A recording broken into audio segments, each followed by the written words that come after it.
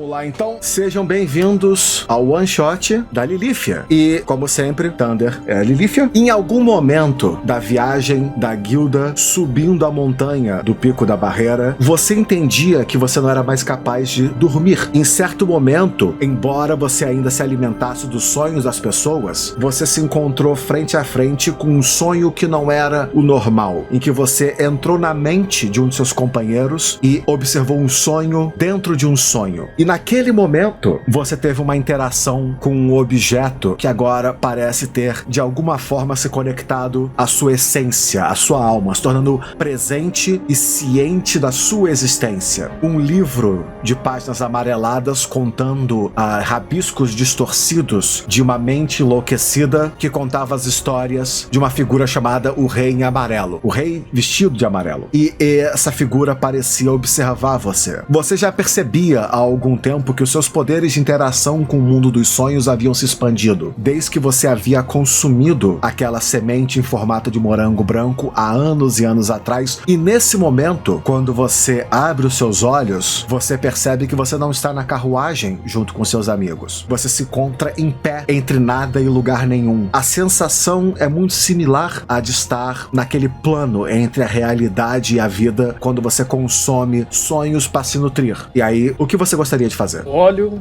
ao redor e a primeira ação que eu tenho é de droga. Olhar pro meu passado é uma das coisas mais desconfortantes que eu não queria estar vivendo com esses novos poderes. Pensando de uma forma introspectiva, você percebe no canto da sua vista alguns brilhos entre uma névoa que agora se estende sobre o céu, e quando a sua vista volta ao plano à sua frente, você observa uma figura ao distante cerca de 15, 20 metros à sua frente. Parece uma criança, e sobre o rosto da criança uma máscara, e você escuta uma risada. E antes que você sequer consiga direcionar sua palavra para ela, uma segunda presença vindo pela sua esquerda, mais alta do que você, esse manto peludo como a figura de um grande lobo, mais alto do que um adulto, bota as patas ao seu lado e meio que se coloca entre você e a figura, enquanto a figura da criança mais uma vez ri e começa a recuar. Eu olho pro lobo, observo bem a expressão dele. A figura do lobo parece reagir à sua presença, ou pelo menos reconhecer a sua presença. E quando ela olha na sua direção pela primeira vez, a voz dessa figura ecoa dentro da sua mente. E essa voz ecoando na sua mente vai dizendo: a linha entre aonde você está e aonde você vai está ficando cada vez mais fina. Se você não começar a prestar atenção aonde você pisa, é perfeitamente plausível que você vá e não consiga voltar mais. Estou descobrindo isso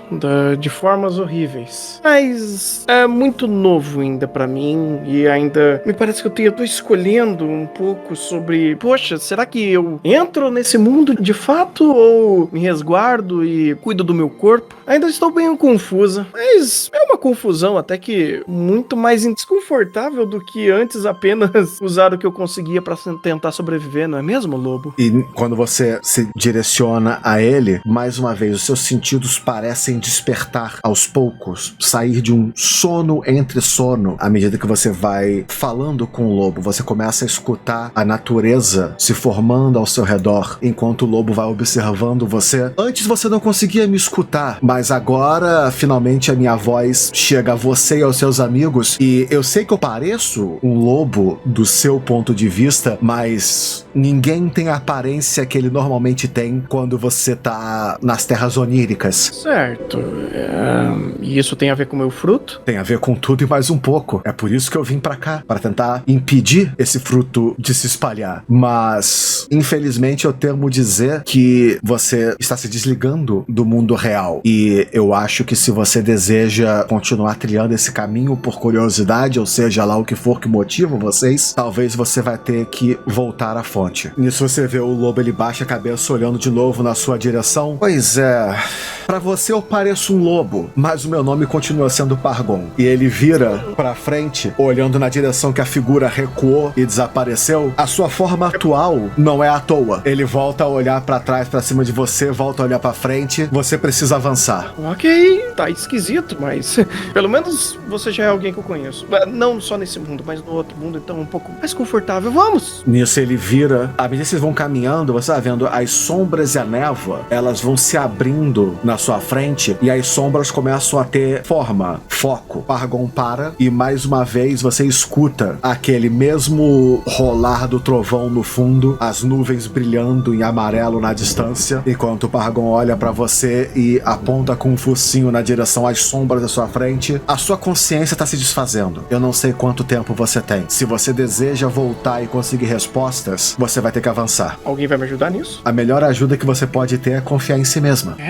Quando eu tô lidando com deuses, um fruto esquisito dentro de mim, eu vou fazer isso. E você segue em frente? Eu faço o que ele falou, tipo, vamos lá. Você começa sua caminhada em direção às sombras e às névoas, e aos pouquinhos você se vê cercada por essa mesma nuvem densa, e você se encontra andando em plena escuridão. Aos poucos, o ar muda, e é como se pequenos vagalumes fossem surgindo à sua frente, e você começa a reconhecer as florestas. Quando você começa a reconhecer aonde você está, a floresta viridiana, por onde você viveu boa parte da sua juventude. Só na distância é que você escuta a voz do Pargon ecoando num uivo, mas à sua frente você consegue escutar barulho de vozes, e essas vozes são vozes que você reconhece. À medida que seu corpo vai navegando por entre o mato, as árvores e as plantas, você não vê pessoas. É quase como olhar para as sombras, são silhuetas, marcas, mas você reconhece cada uma delas. Tieflings, sátiros, juntos, acampados fora do centro urbano. A mesma tribo que cresceu com você, que criou você. E você começa a observar figuras cujos nomes há muito tempo você não guardava mais, e que agora esses nomes saltam à sua mente à medida que você reconhece cada uma dessas silhuetas. Pili, o homem que adotou você quando seus pais faleceram. Miali, a mulher que cuidava da comida de toda a tribo. Renir, a primeira pessoa que lhe ensinou a tocar flauta. Burve, que ensinou você a utilizar o arco e flecha. Ifrin e Dara, irmãos gêmeos, que junto com você foram adotados por essa tribo que vive afastada do centro urbano. Erucas, que ensinou a você a canalizar o seu conhecimento mágico nas suas primeiras magias e como influenciar elas com a sua música bárdica. Você vê Efrar e Alodia, um casal, Elodia ainda grávida, Liberza e Era Voné, pessoas que compõem a sua tribo e que, fugindo do preconceito dos humanos, se afastaram de todos os centros urbanos e viveram uma vida feliz, de fartura e revelia no coração da floresta. Você não sabe ainda quando é esse momento, e entre eles você consegue observar a silhueta de você mesma, ainda jovem, mas algo muda na sua perspectiva. A luz corre ao seu redor como se fosse uma mudança do tempo. Então tudo para. A luz das sombras muda de um tom amarelado do acampamento para um tom roxo, azulado, frio, da tarde de uma noite. E algo estranho está no ar, existe uma inquietude. Todos estão dormindo. Aos poucos você se dá conta do porquê que você está tão inquieta. Que ansiedade é essa? Qual é a sua origem? Você reconhece que dia é esse. A sua perspectiva muda quando você encontra a sua barraca. E você observa você mesma dormindo um sono inquieto. À distância, o som de passos e o som de uma carruagem. A sua perspectiva muda, quase como se você invertesse de posição com essa figura. E naquele momento, você observa quase como um clarão no céu, um raio mais forte do que os anteriores.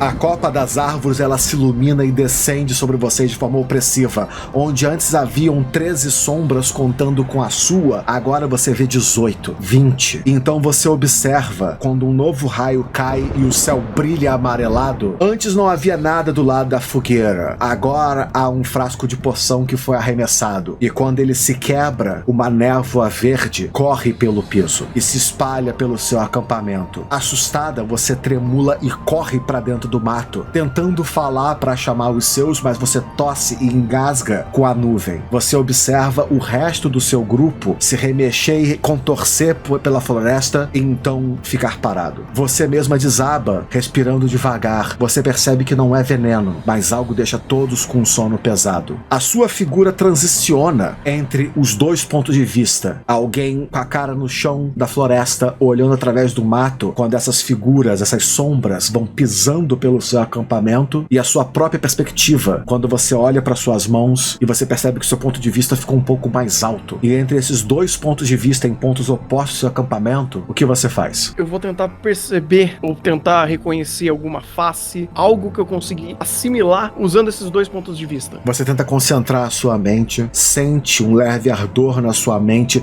quase como uma agulha quente lentamente atravessando o seu cérebro. Você escuta suspiros e barulhos ao seu redor, onde antes não haviam vozes, agora existem sons que vão entrando em foco lentamente e as sombras, elas recuam, dando imagem para mantos. Essas são figuras que você reconhece, você já viu esse tipo de uniforme antes. Você vê também o brilho metálico de uma rapieira. A lâmina é puxada e em um único movimento diagonal, ela atravessa o peito de Pili. E aonde ele dormia, agora ele permanece imóvel. Os barulhos continuam se sobressaindo ao seu redor de um lado e do outro, como se as figuras falassem umas com as outras. E elas prosseguem. Outra lâmina é puxada, ela reluz contra a luz de uma tocha, que agora aparece uma nova fonte de luz à sua frente, contextualizando aquilo que você observa. E nesse momento, uma outra lâmina desce, estocando o peito de Burvi. A próxima, Ifrin, Daras, Erucas, facas, adagas,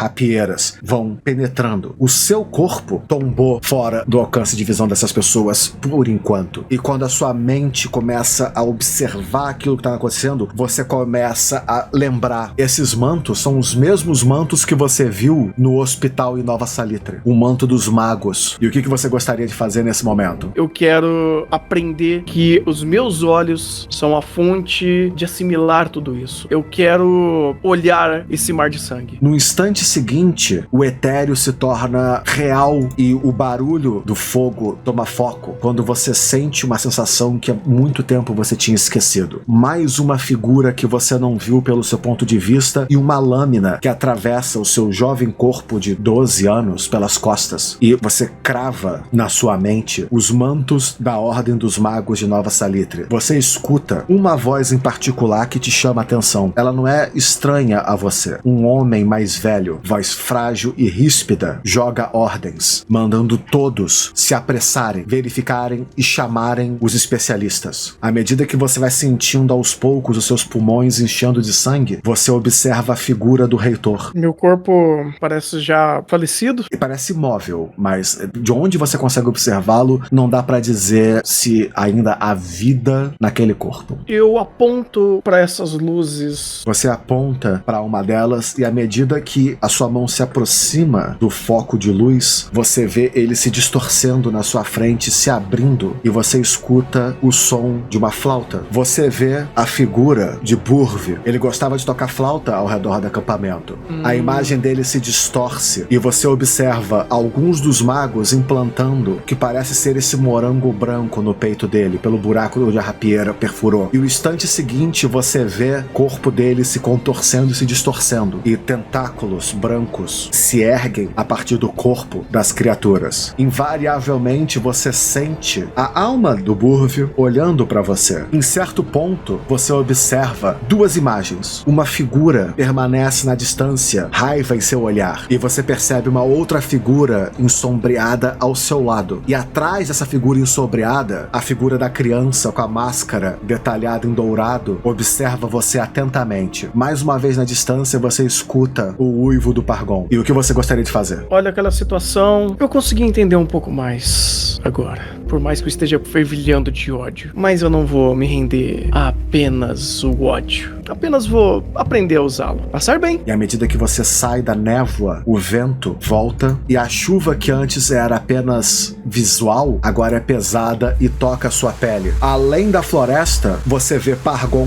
em sua forma de lobo, sentado em frente à árvore. E atrás dele, essa grande árvore se estica, sem folhas, apenas fios de prata pendurados, com máscaras balançando em todos os seus galhos, uma centena delas. E ele apenas observa você à medida que você se aproxima dele. Eu vou pressionar esse lugar e eu vou continuar seguindo com uma face muito mais determinada. E eu talvez não vou negar que posso fazer algumas coisas ruins no meio desse percurso com as pessoas que eu julgo certa. E nisso, a sua mente se acalma, a ansiedade no peito, até que você percebe que, embora você não precise mais dormir, o seu corpo relaxa num sono profundo e você percebe que está na manhã de acordar. É hora de voltar para a missão. E assim, nos trazendo a conclusão desse pequeno prólogo. Maravilha. E já para deixar registrado, já que vai demorar pra gente fazer outra mesa e eu eventualmente vou esquecer de fazer isso, eu vou desenhar tudo que eu vi. Fazer toda essa experiência, toda essa jornada virar frases, virar poema. Mudou, sabe? Essa personagem viveu um baque e isso mexeu com ela.